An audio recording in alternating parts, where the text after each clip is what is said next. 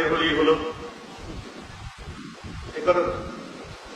আমাদের সকলের সঙ্গে সম্পর্ক, আমাদের উপরে জেনারেশন, আমাদের চাচা জান হুজুর পীর কেবলা ওয়ালি সাহেবদের সাথে তাদের সম্পর্ক হচ্ছে 5 হুজুরের সাথে।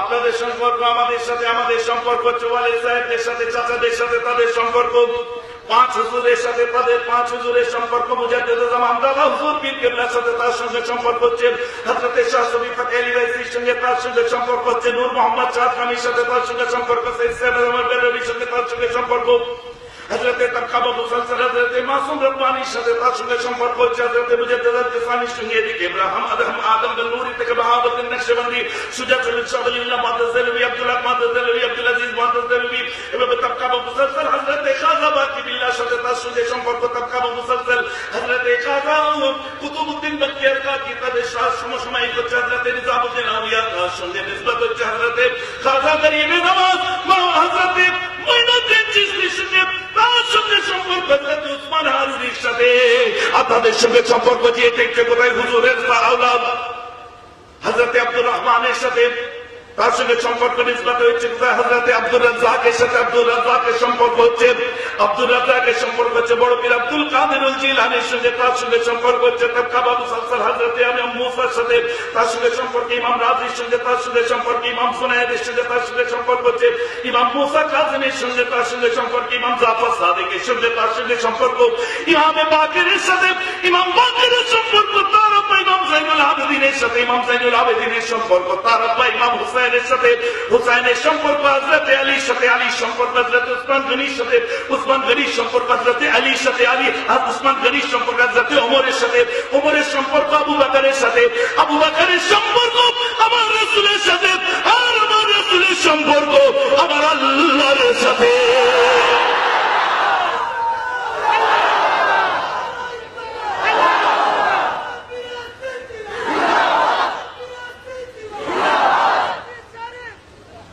এখন আপনি আসুন, কোনটা জান্নাতি কোনটা জাহান্নামী বলবো না। এই গৌসুল আজম কি জাহান্নামী?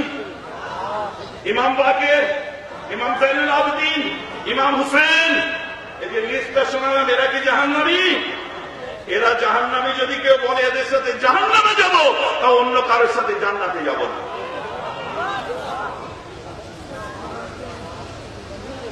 অতএব সবার জন্য সবারটা থাক, আমরা এদেরকে ভালোবাসি, আমি এদের সাথে থাকবো। জাহান্নামে গেলে ইয়া আল্লাহ मुझे वो दोज़ख भी कबूल है जहां वली के हाथ है, वो जन्नत मुझे कबूल नहीं जिससे वली का कोई वास्ता नहीं है। बस এইটা ধরে চলুন, সবার জন্য সবারটা থাক, আপনার জন্য আল্লাহর ওলিগুলো থাক।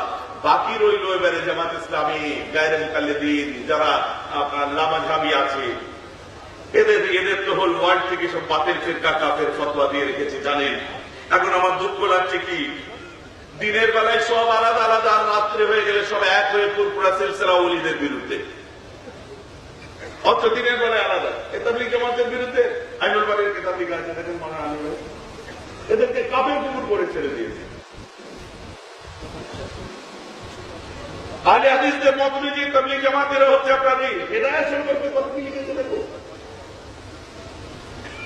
অথচ জামিয়া সালাফিয়া থেকে বার করতে পারেন, দুনিয়া থেকে বার করার চিন্তা করে। আর রাত্রে ওলিদের বিরুদ্ধে যারা আছে তাদের সঙ্গে একমত। আপনার সঙ্গে আমার দুশ্মনী নেই, আপনাকে ভুল বুঝিয়েছে। তবে একটা কথা বলে দিয়ে যাই, শুনুন, বিগত দিনে একটা ঘটনা ঘটেছিল সাঁতরাগাছিতে, আপনারা জানেন, আপনারা ছিলেন, আপনারা সাক্ষ্য। মাথার উপর যার পীর থাকে, আল্লাহ তাদের সাবেরিনদের দরজা দিয়ে থাকে, তারা শয়তানি কাজ করতে পারে না। আর যাদের মাথার উপর পীর নেই, 200-400 লোক এসে দিন শুনে আমাদের মাথা ফাটিয়ে চলে গেল, 1 লক্ষ লোক দেখছে, বলছে ফুরফুরা ভয় পেয়ে গেছে, পারেনি। ভুল, ফুরফুরার পীর তাকে হুকুম দেয়নি মারার জন্য,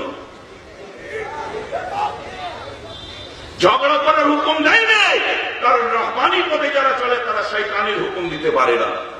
তবে মাথায় রেখে দেবে, 70 বার ক্ষমা হবে, 71 বার যেন না হয়ে যায়, এটা মাথায় রেখে চলবেন।